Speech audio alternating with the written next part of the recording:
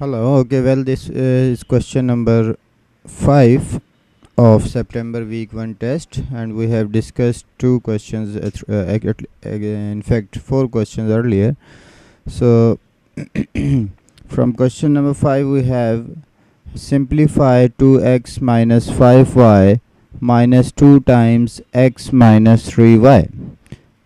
This is a simple algebraic expression, and the question is here to simplify this expression.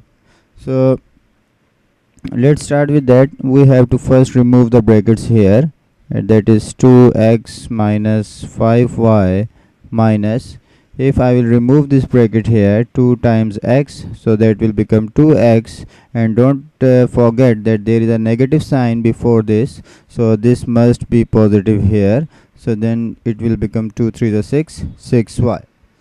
So when I will simplify, I will collect the like terms, and that is 2x and minus 2x. So that will be actually 0x and minus y plus 6y. So since 6 is a greater number and 5 is a smaller number, and there are two opposite signs, negative and positive, so the answer will be positive since 6 is a greater number. So it will be plus y. So I can write that the answer is only y. Okay, now come to the part B. Find the value of 3p square plus 4 when p is minus 2. This is a simple substitution question. In this question, we have to give the value of y when p is minus 2. So just substitute the value of p in this expression, that is 3, and what is p here, minus 2 square plus 4. So that will become minus 2 square is 4, 4 3 is 12, so 3 times 4 plus 4, so that will be 12 plus 4, and that will equal to 16, right? Don't forget to write your answers in the given answer space, otherwise you may lose your marks. So it is very important to remember that whenever you solve any question, you must write your answer in the given answer space. So the first answer we have is y, and the second answer we have is 16. Okay, now come to the next question. The question is question number 6. This is a very important question. P and Q, there are two values given and giving your answer in the standard form. I have noticed that many of the students have done this question wrong. They don't know that how to add numbers that are in scientific form or standard form, and there are too many problems. So I will discuss that in detail. Remember that when we have addition of two numbers, and those are in standard form, if you want to add two numbers, then there is necessary to write these two numbers in such a way that their powers must be same, so that we can take a constant common between them.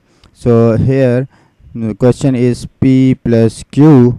So p is 2.4 times 10 raised to the power 2 plus q is 6 times 10 raised to the power 3.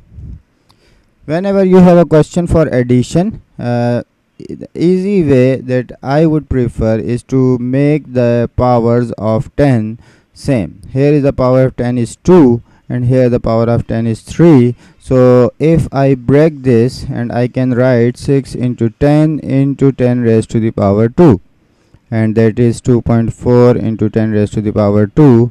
You can take a common of 10 raised to the power 2 from both numbers, so that will become 2.4 plus, and what is the remaining here is 6 times 10, and that is 60, and we have taken this common 10 raised to the power 2, so that will become 62.4 in times 10 raised to the power 2, right?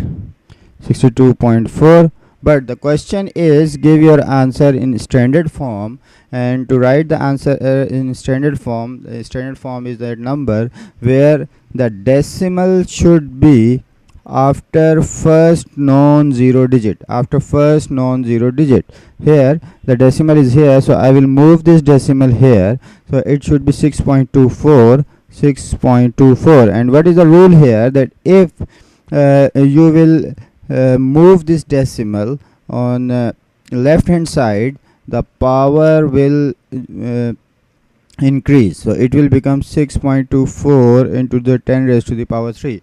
Another rule you should remember, that before moving the decimal this was 62.4, but after moving it becomes 6.24. so if the number will decrease, the power will increase. So number A has been decreased to 6.24, so power must be increased. So we have increased 1 unit since we have move the decimal at 1 digit, so it will become 6.24 into 10 raised to the power 3. So I will suggest you to solve as many questions you can, so that you must have a command over that type of question, and these are very important questions, and every year you will face these type of questions. The second question is 2p divided by q. Again, the numbers p and q are in standard form, and we want to divide. The question is 2p, so 2p means twice of p, so that is 2, and p is 2.4 times 10 raised to the power 2 divided by, and q is 6 times 10 raised to the power 3. Okay, so first we will multiply this 2 by 2.4, and since there is a multiplication here, so that was a common error that I have observed in many answer scripts of the students, that they have multiplied this 2 by this and this as well. No, that is totally wrong. There is a multiplication here. You will multiply this only by only one number, so 2 times 2.4, so that will be 4.8 times 10 raised to the power 2 divided by 6 times 10 raised to the power 3. Since this is a question of divide, I can write this division as a fraction form, so I can say 4.8 times 10 raised to the power 2 divided by 6 times 10 raised to the power 3. So since there is a fraction and division here, if the numbers have their same bases, they are in division, we subtract their powers. So I can write 4.8 divided by 6 times 10 raised to the power 2, and then this power will be subtracted here, and here will be 2 minus 3. 4.8 divided by 6, when I will divide this, so I will get 6 8s of 48, so 0.8 times 10 raised to the power minus 1. Again, the question was give your answer in standard form, so don't forget to write your answer in standard form. So this is not a valid standard form. Standard form is that decimal should be after first non-zero digit. So actually the first digit is 0, but this is a 0 digit, and the condition is it must be after non-zero digit.